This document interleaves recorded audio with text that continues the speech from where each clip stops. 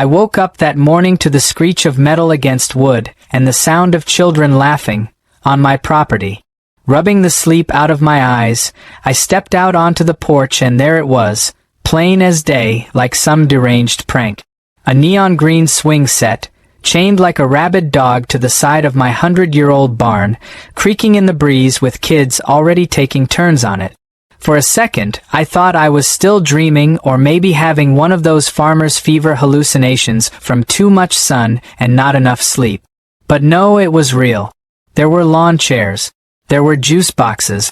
There were strangers' children swinging, giggling, and hollering, as if my private property had turned into the local park overnight.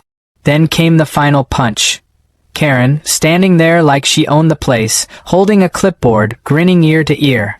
Before I could even say a word, she chirped, "Isn't it just perfect? I knew you'd love it." My jaw nearly hit the ground.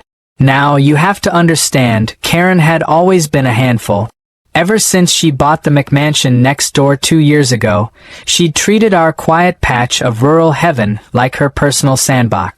Complaints about my roosters crowing too early, demands to reroute my dirt road because it stirred up dust near her rose bushes, and those ridiculous HOA newsletters she printed herself. I'd dealt with it all. But this was new territory. This was bold. This was lunacy. She had literally bolted, welded, and chained a monstrosity of a swing set right onto the side of my family's barn, a structure older than the town itself, and didn't even bother to ask. Marching up to her, I asked the only sane question a man could. "What in the world is that thing doing here, Karen?" She blinked innocently, as if she hadn't just invaded my life like a marching band at a funeral. "Oh, it's for the kids. You don't even use this side of the barn, so I thought, why not? Community spirit and all." Community spirit? I looked around. There wasn't a single neighbor in sight. Only her invited friends and their noisy offspring treating my property like it was Disneyland. The audacity of it all made my head spin. I didn't know whether to laugh, scream, or go looking for a lawyer. For the next hour, I tried the diplomatic route. I told her, calmly but firmly, that she needed to remove the swing set immediately. I even offered to help dismantle it safely before the situation escalated. But Karen, being Karen, just patted me on the arm like I was some old fool who didn't know how the modern world worked. "Oh honey, you'll get used to it," she said with that sugary venom in her voice. "After all, it's only temporary. We're just testing it out before we make the whole area into a proper little park." That word, park, made the hairs on the back of my neck stand up. Later that afternoon, I discovered her temporary setup included more than just the swing set. Behind my barn, hidden like a bandit stash, were 2 freshly delivered picnic tables, a stack of foldable chairs, a portable restroom, and a cheap metal sign reading, "Future Home of Karen's Community Corner." My blood boiled. Not only had she trespassed, but she had made plans to colonize my land like some HOA version of Manifest Destiny. Worse, when I went to the HOA president about it, he brushed it off like I was making a fuss. "It's just a swing set," he said. "Let the kids have some fun." Something didn't sit right. By sundown, the so-called community was already using it like it belonged to them. Karen even had the gall to host a small barbecue on my property that very evening, complete with balloons, a banner, and a smug little speech about neighborly love. She smiled like a politician kissing babies, while I stood there, clutching a cold glass of lemonade tighter than I should have, feeling the stares of parents who had no idea they were trespassing. And just when I thought it couldn't get any worse, Karen announced to the crowd, "This is just phase 1. Soon, we'll have a little walking path, a dog run, and maybe even a gazebo." It all clicked. This wasn't just a swing set. It was an invasion.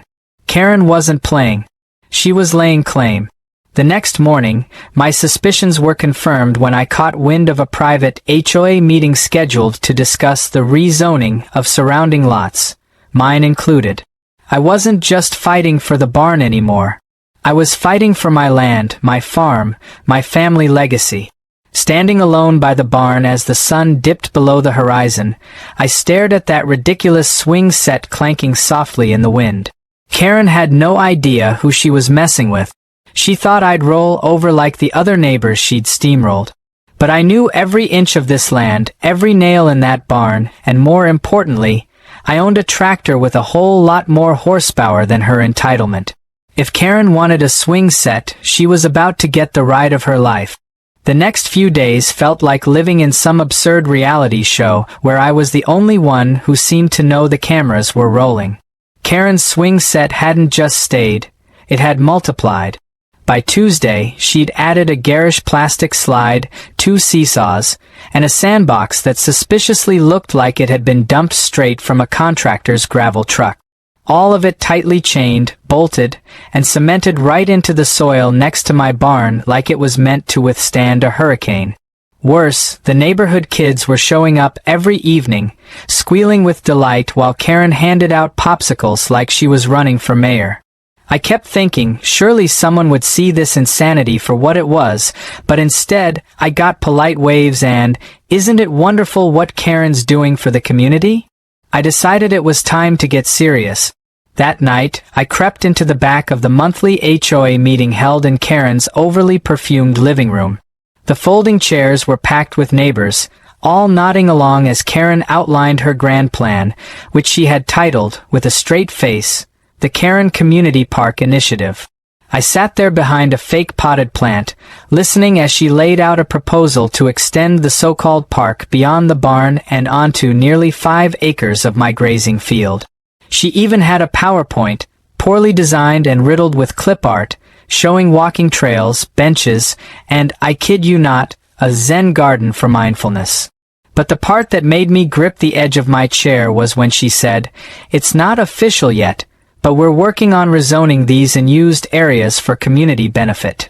There was my land, shaded pink on her map, as if it were already hers. My first instinct was to interrupt right then and there, but I forced myself to stay quiet. Karen's brother, Rick, who just so happened to be on the HOA board, nodded approvingly at every word she said. The rest of the board? They either looked bored or dazzled by the promise of picnic spots and kid-friendly spaces. It wasn't just Karen pushing this nonsense. It was the entire HOA. After the meeting ended, I slipped out before anyone noticed, knowing full well I needed proof. This wasn't just an overzealous neighbor anymore. It was a coordinated land grab. The next morning, I started digging, literally and figuratively. Down at the county records office, it didn't take me long to find what I suspected all along. Karen had filed a fake permit under a bogus committee name, Friends of the Meadow. The signatures were all familiar names from the HOA, but the kicker? The zoning application hadn't even been processed yet, meaning, technically, everything she'd built was illegal. But it was clear she was betting on 2 things: that I wouldn't fight it and that, by the time I realized what was happening, the structures would already be permanent enough that the county would simply shrug and allow it. Feeling a strange mix of relief and anger, I drove back home only to find Karen standing in my driveway with a smirk and a plate of cookies. She handed them to me like we were old friends, saying, "Thought you could use a little something sweet. No hard feelings, right?" I didn't even respond. My eyes drifted past her to see that she had already added 2 large floodlights pointed right at the swing set and was unpacking a stack of trash cans branded with Karen's Park. This woman was setting up infrastructure like she was planning a festival.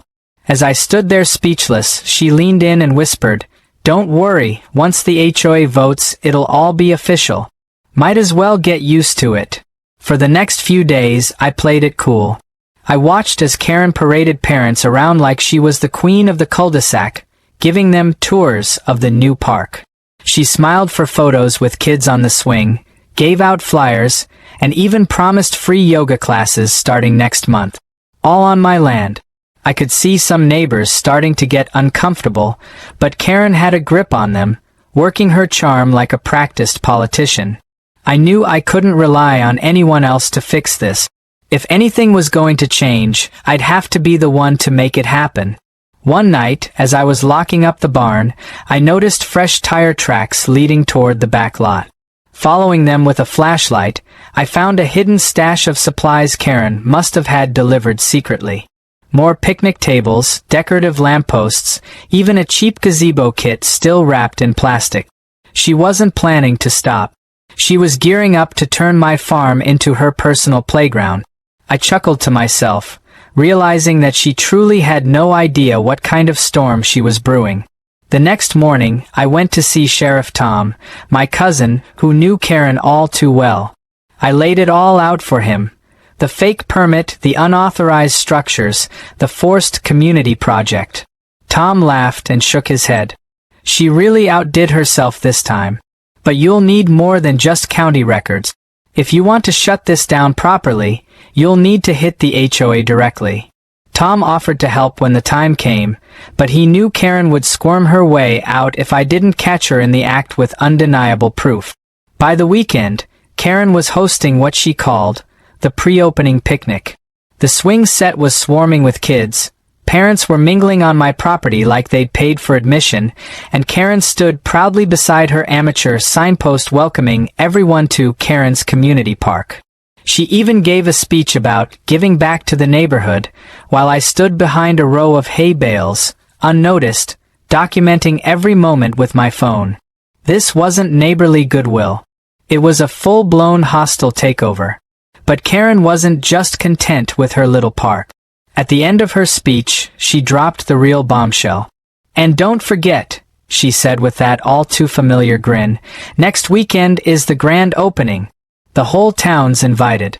We'll have a ribbon-cutting games and of course, the new gazebo will be up by then." The crowd cheered. I clenched my fist. In that moment, I knew I was done playing nice. The swing set wasn't staying. The park wasn't happening. And Karen was about to learn that when you mess with a farmer's land, you'd better be ready for the ride. I had a tractor, a plan, and all the proof I needed. Now it was just a matter of timing. And believe me, I had the perfect timing in mind. The morning of Karen's so-called grand opening arrived like any other, except for the tension thick enough to slice with a hay knife. The weather couldn't have been more perfect, which somehow made it worse. The sun was shining, the birds were singing, and the swing set was freshly hosed down and decorated with cheap plastic ribbons flapping in the breeze. Balloons were tied to the corners of my barn, and rows of folding chairs were set up like a church revival was about to break out. Karen, dressed in a sun hat 2 sizes too big and a shirt that said "Founder" in glitter letters, strutted around barking orders like a wedding planner on caffeine overload. What she didn't notice, what none of them noticed, was me quietly fueling up my old but reliable tractor behind the west side of the barn, hidden from view.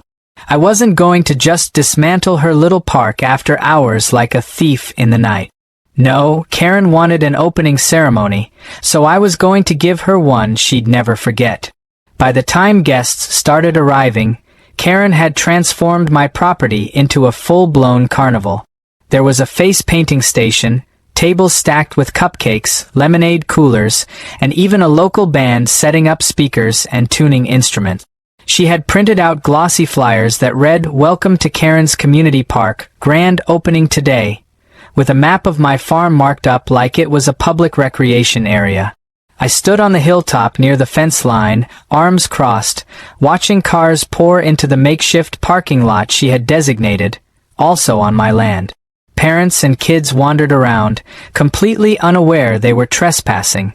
Meanwhile, Karen greeted everyone like the queen she imagined herself to be, promising free kettle corn and fun activities all afternoon. I waited patiently, knowing that sometimes you have to let the show go on just long enough for the main event to hit harder. When the band struck up its first off-key note and Karen tapped a microphone, signaling the crowd to gather near the swing set, I climbed into my tractor. The engine roared to life like an old warhorse, rattling the bolts and sending a cloud of dust into the air. The sound turned a few heads, but most folks thought nothing of it.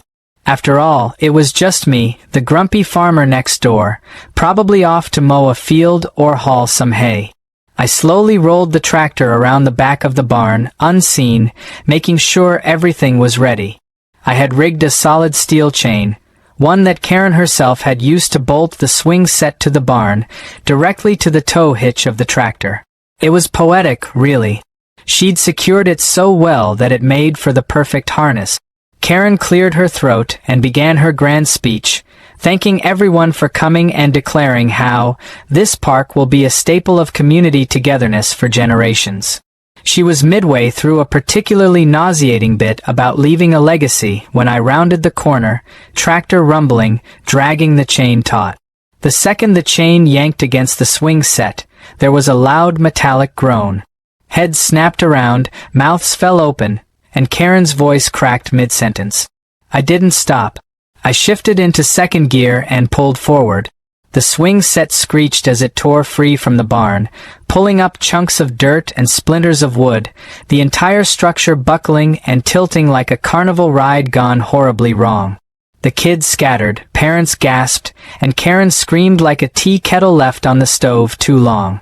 I kept a steady pace, dragging the whole neon-green eyesore behind me like it was nothing more than a hay bale. Ribbons fluttered pathetically as the structure bounced and bumped down the dirt path toward the road. Karen, in full panic mode, sprinted after me, waving her clipboard like it was a badge of authority. She shouted about calling the sheriff, lawyers, the governor, anyone who would listen. The neighbors just stood frozen, unsure whether to stop me or applaud. Some of them, bless their hearts, actually chuckled as Karen tripped over her own picnic table, landing flat in a pile of cupcakes. I dragged the swing set all the way to the far edge of my property, unhooked it, and left it there in a heap like the pile of scrap it was. When I returned, Karen was already on the phone, pacing and sobbing about the vandalism, the violence, the unprovoked attack. I calmly parked my tractor, stepped down, and said loud enough for everyone to hear, "Just moving some of my property. Didn't realize there was a show today." The crowd's awkward silence was punctuated by a few stifled laughs. Karen stormed off, frantically dialing, looking like she was about to hyperventilate. Not 5 minutes later, Sheriff Tom pulled up, stepping out of his cruiser with his trademark unimpressed expression.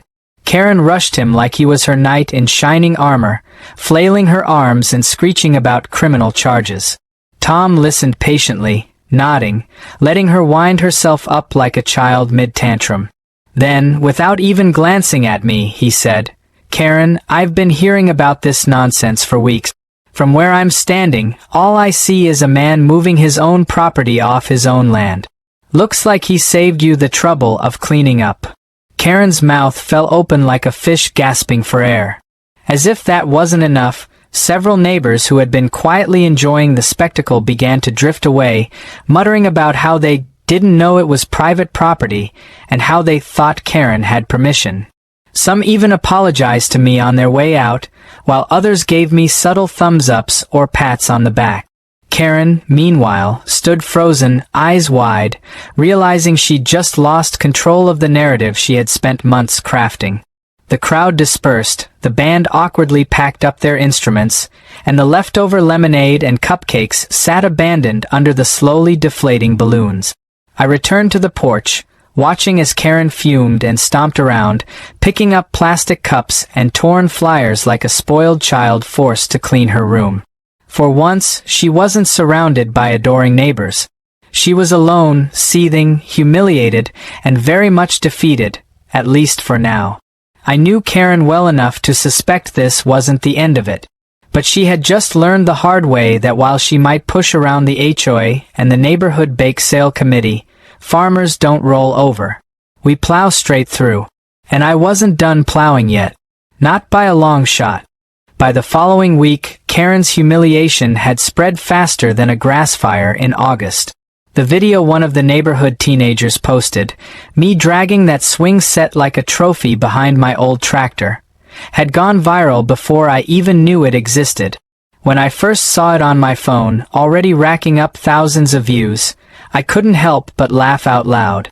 There I was, looking as serious as ever, while behind me the neon swing set flailed helplessly like a carnival ride gone wrong. Karen's shrieks in the background only added to the drama, and the internet ate it up like a bowl of county fair chili. Hashtags popped up overnight. Tractor Justice, Barnyard Revenge, and my personal favorite, Don't Touch the Barn. But while the rest of the world got a kick out of it, Karen was seething. Karen didn't stay quiet for long. The very next day, I caught her pacing back and forth outside her front porch, barking into her phone. Every time I glanced her way, she'd snap her head around and scowl like I had committed a war crime instead of saving my own property. Within days, official-looking papers started arriving at my mailbox. Karen, armed with her brother's connections and whatever cheap lawyer she could find, had filed formal complaints with the HOA and even attempted to press charges for destruction of property and public endangerment. Sheriff Tom just chuckled when he handed me the paperwork. He leaned against the doorframe and said, "You know this isn't going anywhere, right? She can huff and puff all she wants, but legally, you didn't do a thing wrong." Still, he warned me not to underestimate Karen. Stubborn people make for dangerous enemies when their pride gets wounded. Determined not to be caught off guard, I gathered every bit of evidence I could find. I printed copies of the forged permit, photos of the unauthorized construction, receipts proving the materials were delivered without my consent, and even screen captures of Karen's own social media posts where she bragged about turning my land into her personal park. I brought it all to the county zoning office and sat down with the officials, calmly laying out the whole story from start to finish. When they saw the forged signatures, their eyebrows shot up. Karen had faked more than just paperwork. She had committed fraud, plain and simple. The fallout was swift. The county scheduled an emergency hearing and notified the HOA that several of their recent votes, including the so-called Community Park Initiative, were invalid due to conflict of interest and forged documents. Karen's brother, looking like a kid caught stealing cookies, resigned from the board before they could vote him out. Karen, meanwhile, wasn't going down without a spectacle. When the notice arrived informing her of the hearing, she marched straight to my front porch, waving the letter like it was some kind of weapon, and demanded that I withdraw the complaint. She even offered to compromise, suggesting she'd remove the swing set if I allowed the picnic area and walking path to stay. I didn't say a word. I just closed the door and let her stew. At the hearing, Karen showed up dressed like she was auditioning for a courtroom drama, complete with pearls and a dramatic black blazer. She spun every story she could muster, from claiming the community supported her idea to insisting I had secretly given verbal permission during a passing conversation. But the evidence didn't lie. The board saw the forged permits, the fake signatures, and the photos of the illegal structures, and they were done with her. The ruling was clear. All unauthorized installations were to be removed, fines were to be issued, and Karen was permanently barred from initiating any future projects involving HOA common spaces or neighboring properties. The HOA voted, almost unanimously, to remove her as chair. The only dissenting vote was Karen's own. But the real show came after the hearing. Back at the HOA clubhouse, where Karen was supposed to give her final report as chair, she exploded. Red-faced and shaking, she accused everyone in the room of betrayal, yelling about how she had sacrificed for this community and how ungrateful we all were. She blamed her brother, the neighbors, the HOA, and me, especially me, for ruining her vision. It would have been pitiful if it wasn't so over the top. When she finally stormed out, slamming the door hard enough to make the ceiling tiles tremble, no one moved. We all just sat there in stunned silence, until old Mr. Jenkins from down the road finally muttered, "Well, that was worth the price of admission." In the weeks that followed, Karen was a shadow of her former self. The picnic tables vanished, the trash cans disappeared, and even the ugly floodlights were taken down. The area beside my barn, once looking like the set of a bargain bin theme park, was restored to its original, peaceful state. And me? I decided to make sure no one got any bright ideas about my land again. I put up a new fence, a proper one, strong and tall. Sheriff Tom helped, along with a few neighbors who finally admitted they'd never really liked Karen's park project, but hadn't known how to speak up. We spent the weekend setting posts and stringing wire, sharing laughs about the whole ordeal. But the sweetest part came on Sunday. With the fence up, the barn restored, and peace returned, I hosted a small gathering of my own. Nothing fancy. Just some barbecue, cold drinks, and good company. No flyers, no speeches, no hidden agendas. A few neighbors showed up, bringing pies and lawn chairs, grateful for the calm. Even those who had once sided with Karen seemed relieved to be back to normal. As we sat around watching the sunset, Sheriff Tom raised his glass and joked, "If you ever need help dragging anything else off your land, you know who to call." Laughter rippled through the group, light and easy. Karen stayed locked up inside her house all day, curtains drawn tight. From the corner of my eye, I could see her peeking through the blinds, watching as the neighborhood she had tried so hard to control gathered without her. There was no grand park, no walking trails, no Karen community corner. Just a group of folks enjoying good food, fresh air, and the quiet satisfaction that comes with knowing you stood your ground. As the sun sank behind the hills, casting that golden light only country folks truly appreciate, I leaned back in my chair and let out a deep breath. The barn stood tall and proud, just like it always had, and my land was mine again. Karen might have thought she could chain her swing set to my life, but I showed her the truth. Nothing and no one gets to claim what doesn't belong to them. Not on my farm. Not now. Not ever.